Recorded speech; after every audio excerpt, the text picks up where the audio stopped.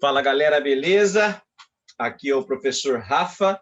Nós estamos em mais uma jornada Focus, agora visando a preparação. Estava com um pacotinho aqui do lado de fralda. Visando a preparação para o vestibular da Universidade Estadual de Londrina. Aliás, acabei de ver um comunicado da Coordenação de Processo Seletivo da UEL, da COPS, né?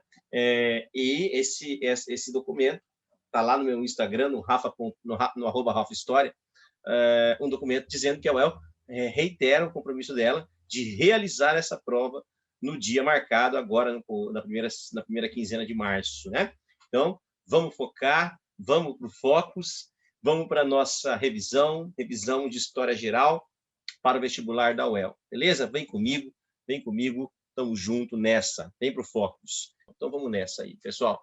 A gente tem aqui como um primeiro exercício, eu coloquei aqui para vocês, deixa eu dar um enter aqui, né? O primeiro exercício é um exercício sobre a Antiguidade Clássica Ocidental, é um exercício sobre a Roma Antiga, mais especificamente sobre o período imperial romano, a transição, na verdade, da República Romana para o Império Romano, certo? Essa fase é uma fase muito importante da história de Roma, não é verdade? Porque ali nós temos uma transição de governo, nós estamos falando de uma mudança do sistema de governo republicano, onde o Senado tinha a supremacia nas decisões, e agora nós estamos entrando no período imperial romano, que é um pouco diferente, haja vista que nós temos a figura do imperador, que é a figura proeminente, não há inexistência do Senado, o Senado continua muito forte em Roma, mas o imperador passa a ser a figura central na política romana. Então, a transição da República para o Império foi uma fase, como eu disse, bastante atribulada, uma fase bastante agitada, com problemas dentro do Senado, inclusive pouco tempo antes da proclamação, pouco tempo antes do final da República para o início da monarquia, do período imperial, romano, nós tivemos um assassinato em pleno Senado de Júlio César, né? Foi assassinado por um de seus pares, Marcus Brutus, e a crise política republicana acabou culminando aí no poder nas mãos do imperador Otaviano, o Otávio Augusto, tá? Bom, vamos ver o que o exercício pede. Ele está dizendo assim, ó, primeiro você tem uma imagem do Otávio, né? Está vendo a imagem, a escultura de Otávio, de Prima Porta, século I a.C., esta imagem, essa escultura está disponível no Museu do Vaticano, em Roma, e ela revela muito, né? Revela aí a grandiosidade do imperador. Está vendo ali pendurado na vestimenta do imperador um menino, né? Representando aí, simbolizando aí a fundação de Roma, né? E tal. Então você tem uma imagem bastante reveladora, imponente da figura de Otaviano, que foi um grande imperador para Roma, que inclusive a fase em que Otávio governa é conhecida como a Era de Ouro de Roma, fase de ouro de Roma, né? Início do período imperial. Né? Então, o exercício diz assim, com base na figura e nos seus conhecimentos sobre o período de transição da República para o Império Romano, assinale a alternativa correta. Então, vamos lá. Ó. Após a desestruturação da República, os imperadores romanos legitimaram sua posição sobre fundamentos políticos laicos. Olha, não dá para você pensar em laicidade, né, no Império Romano, porque o próprio Otaviano ele teve a concessão por parte do Senado de um título, né, de Augusto, Otávio Augusto, ou Otaviano Augustus, né, que seria o sagrado, o que seria uma figura acima das outras. Então, o poder dele, ele tem uma origem sacra, e a sua autoridade sobre a população, sobre os seus súditos, ela é enraizada nessa estrutura sagrada. Então, eu não posso dizer que há uma laicidade, porque quando você fala em laico, você separa a religião da política. E isso não aconteceu, né, nessa fase aí que nós estamos vendo. Então, a alternativa A está descartada.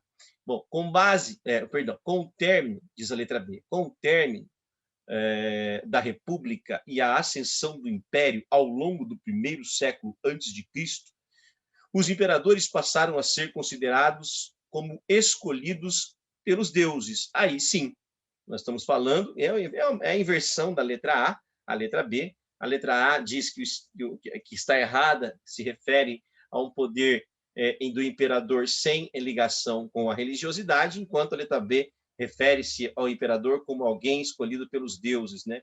O Otávio Augusto, o Otávio o Sagrado. Então, a imagem de Otávio para os súditos é a imagem de alguém sacra. Você pode perceber ali, a própria escultura mostra o quanto Otávio é imponente, o quanto Otávio representa para o povo em que ele governa. Então, eu posso dizer, sim, sem medo de errar, que os imperadores passaram a ser escolhidos por deuses. Mas, para frente, inclusive, né, lá na modernidade, nós temos uma adaptação romana nas monarquias europeias, com a chamada teoria do direito divino dos reis, lá na fase de consolidação das monarquias nacionais, com a estruturação do Estado absolutista. Muito bem, parabéns, letra B, você está correta. Bom, vamos para a letra C. Durante o colapso da República, ocorreu inexpressiva participação popular, tendo em vista que a escravidão tinha sido abolida no período de Espartaco. Espartaco foi um grande líder de uma revolução, de uma resistência que quase culminou numa revolução escrava em Roma, a revolução ou a resistência liderada por Espartaco, justamente por conta da escravidão romana que sustentava a economia tanto da República quanto do Império. Você não pode esquecer isso, tá? A sociedade romana era de base socioeconômica escravista. Então, quando você fala em sociedade romana, deixa eu levantar um pouco minha cadeira. Quando você fala em sociedade romana, meus amores, você não pode esquecer que ela é meio que piramidal. Na base da pirâmide você tem os escravos, certo? Isso é sociedade base sócio de sociedade econômica, ou seja, a economia depende do braço escravo.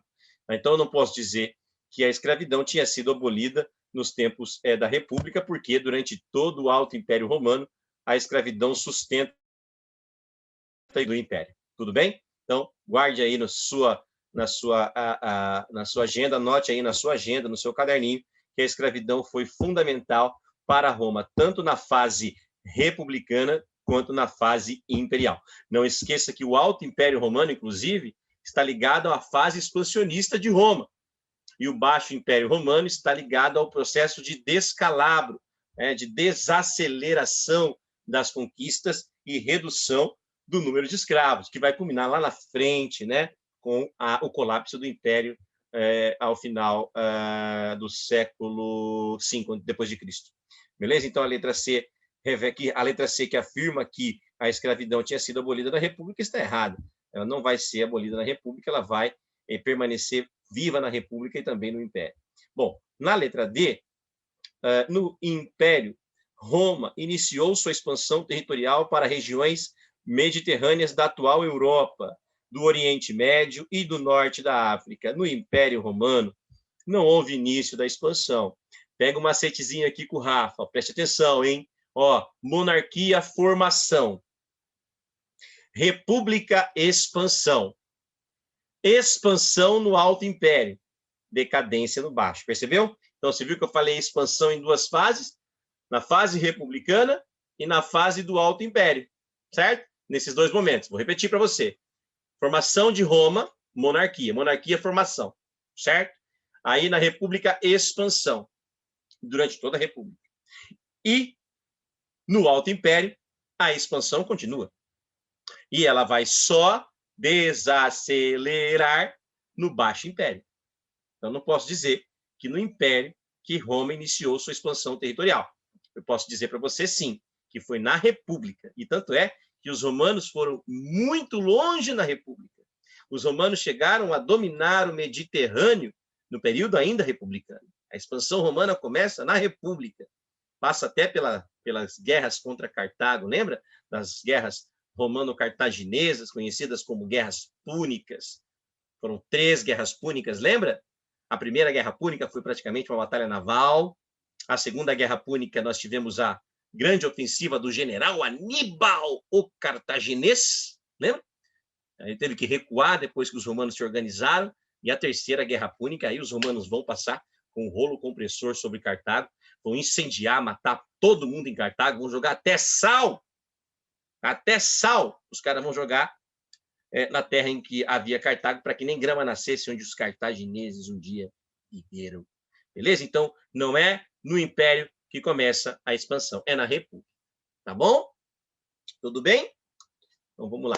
E a última, no final da República, os atores ligados aos triunviratos buscaram legitimar seu poder por intermédio do fortalecimento da liberdade do Senado. Não. Nós tivemos 2 triunviratos em Roma, governos de 3, certo? Governos de 3 romanos, tá? Que eram grandes lideranças militares em Roma.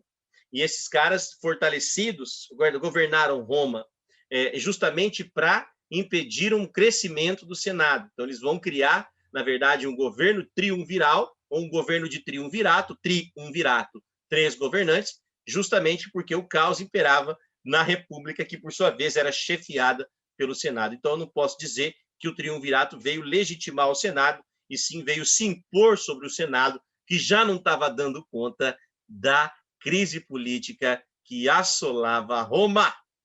Tudo bem? Então, a alternativa correta nessa questão é a letra B, que fala que, com o término da República e a ascensão do Império, ao longo do 1º século a.C., os imperadores passaram a ser considerados como escolhidos por deuses. Você quer a data? 27 a.C. é quando o imperador Otávio Augusto começa a governar Roma. Beleza? Vamos para o próximo exercício? Vem comigo aqui, então. Vou dar um enterzinho aqui. Beleza? Vamos lá. Esse exercício para a Idade Média. Nós estávamos na Antiguidade Clássica Ocidental, agora nós vamos para a fase posterior, Idade Média. E nós vamos falar do cara que eu gosto muito, que é o Carlos Magno. Carlos Magno, né, o Carlão, beleza? Ele vai ser um grande imperador do Império Carolíngio, do Império do Reino Franco, né? O grande Reino Franco, que surgiu a partir da invasão bárbara. O Reino Franco é um povo de origem germânica, portanto bárbaro, né?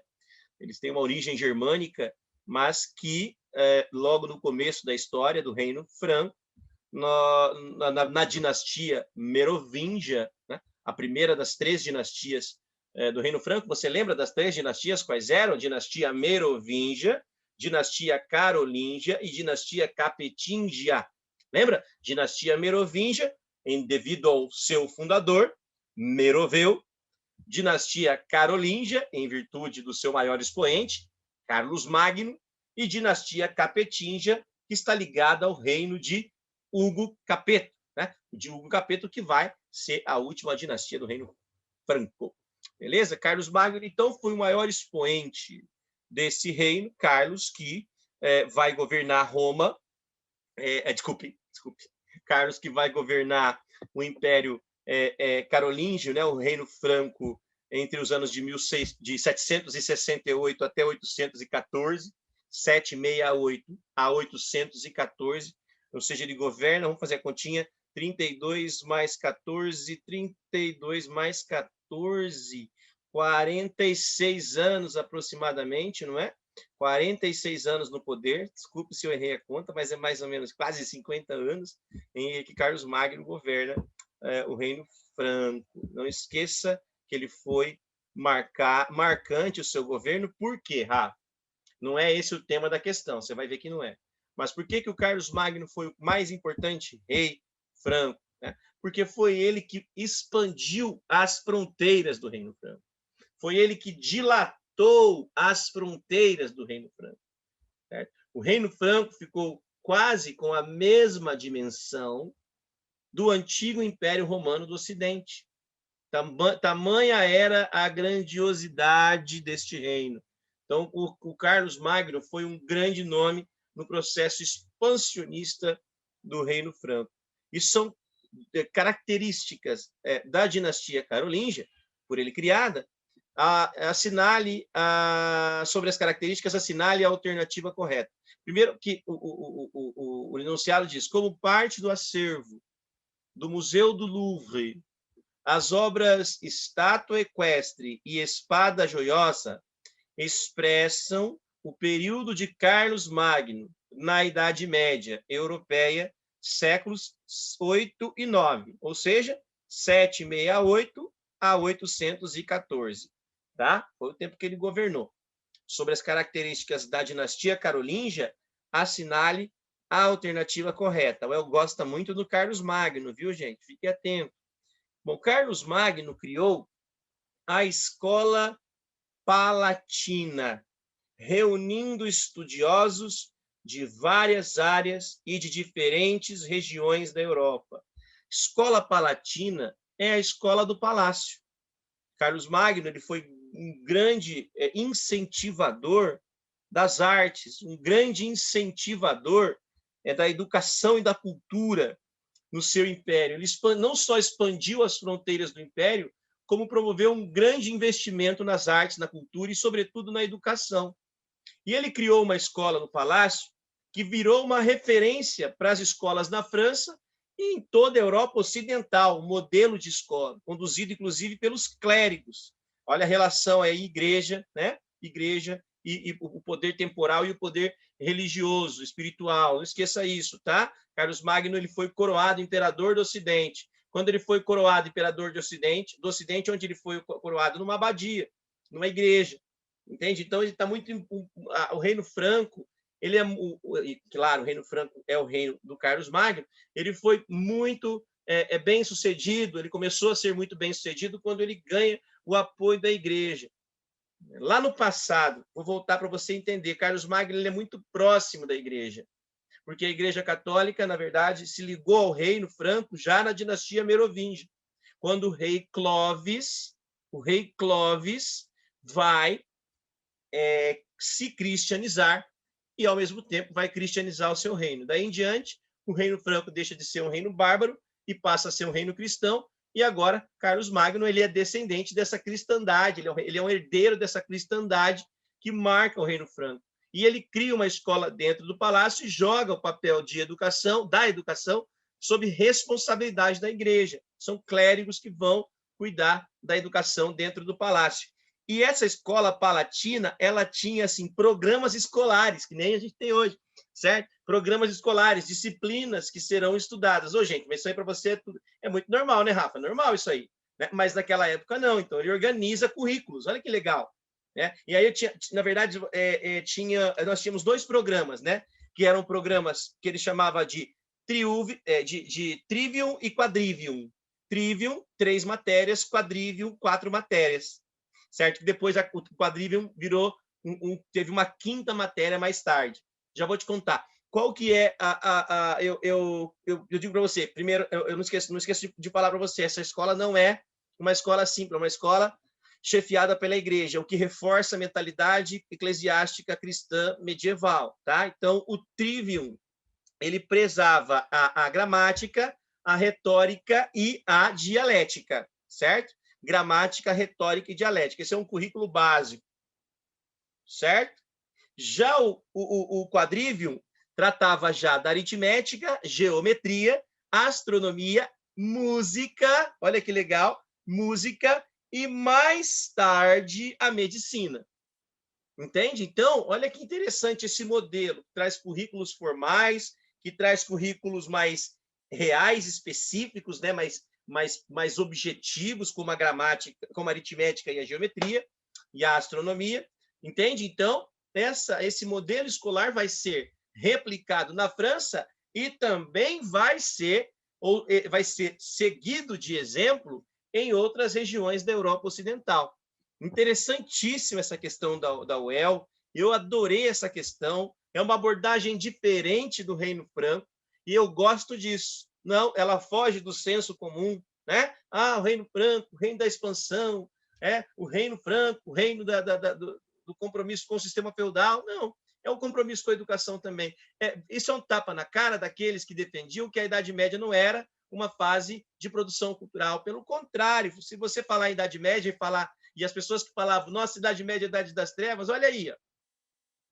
Olha aí que coisa linda, né? Olha que modelo interessante de escola, olha que visão moderna de Carlos Magno, entende? Então, a Idade Média é muito importante para os seus estilos arquitetônicos, né? como o românico e o gótico. A Idade Média é fundamental na filosofia, a Idade Média é fundamental na própria religiosidade, correto? Então, é muito legal essa questão, eu gostei muito da abordagem dela. A letra A está correta, né? Carlos Magno criou a Escola Palatina, sim, reunindo estudiosos de várias áreas, sim, e de diferentes regiões da Europa. Ele trouxe clérigos de vários lugares do mundo, da Europa, para ajudá-lo na implantação dessa Escola Palatina. Legal. Letra B. Vamos por que a letra B está errada, Rafa? Vamos, Nelson. Sob o domínio dos carolíngios, ocorreu uma separação entre o poder temporal e o poder espiritual. Lembra que eu falei que não? Carlos Magno foi coroado imperador do Ocidente, tá? E a coroação foi feita na igreja. O poder temporal é o poder que vem, como é que eu posso dizer para você? É um poder que vem do ser humano. É um poder exercido pelo ser humano, que não tem uma relação com o divino. E já o poder espiritual é o poder de natureza divina, tá? Então, que é ligado mais à questão da igreja, dos clérigos e tal. Então, não posso dizer que há separação, e sim que há uma união entre o poder temporal e o poder espiritual, justamente pelo vínculo que o Reino Franco tem com a Igreja Católica. Beleza? Então, por isso que não está correto a letra B. Letra C. O poder central do rei carolíngio se fortaleceu perante o enfraquecimento do poder dos senhores feudais. Está errado. O Carlos Magno foi o maior contribuinte do feudalismo no Reino Franco. Ele foi o cara que mais contribuiu com o feudalismo no Reino Franco, porque durante a expansão territorial que ele empreendeu, ele foi concedendo poder aos senhores feudais, ele foi concedendo poder a senhores de terras à medida em que as terras dele foram conquistadas. Então, ele vai delegar esse poder aos senhores feudais. Ninguém vai dar origem a tantos senhores feudais como o senhor Carlos Magno. Lembra? Se você se destaca numa guerra na Idade Média, se você é um cavaleiro que ganha, ajuda o seu rei a ganhar territórios, você recebe um grande benefício pelo seu serviço prestado. E o benefício maior na Idade Média era terra. Entende? Então, isso é muito bacana, isso é muito legal. Tá? Então, o senhor Carlos Magno não enfraquece os senhores feudais. O senhor Carlos Magno é o maior contribuinte, é o maior representante desse modelo de expansão do feudalismo pela Europa, concedendo terras e poder aos grandes proprietários rurais que nós conhecemos na Idade Média por senhores feudais. Beleza? Então, a letra C está correta. Pelo contrário, ele deu muito poder aos senhores feudais. Letra D. O Tribunal do Santo Ofício regulava de forma hegemônica os conflitos entre senhores feudais carolíngios. A igreja não interfere no poder político. A igreja interfere em questões religiosas. O Tribunal do Santo Ofício é um órgão da Igreja Católica que vai julgar, né? A Inquisição investiga e o tribunal julga, e casos de heresias, casos que vão na contramão da chamada doutrina católica cristã, certo? A Igreja Católica não interfere em dissidências entre senhores feudais, a interferência, se necessária for, é do poder temporal, é do poder político, tá? Não há interferência da Igreja aí. A Igreja interfere em questões religiosas e não em questões políticas nesse caso. Carlos Magno, diz a letra E, Carlos Magno manteve um período de paz permanente em seus domínios territoriais. É claro que não. Carlos Magno foi um grande guerreiro. Carlos Magno fez muitas guerras para conquistar territórios e submeter esses territórios ao controle do Reino Franco. E para isso, para conquistar território, você precisa fazer guerra para caramba. Não é por acaso que ele foi coroado imperador do Ocidente. Não é por acaso que o Reino Franco teve as mesmas dimensões do antigo Império Romano do Ocidente. Isso foi graças a muita guerra. Beleza, gente? Eu volto daqui a pouco para a nossa segunda aula de História Geral. Fica comigo. Tamo junto. É nóis. Beijo. Daqui a pouco eu tô de volta. Valeu!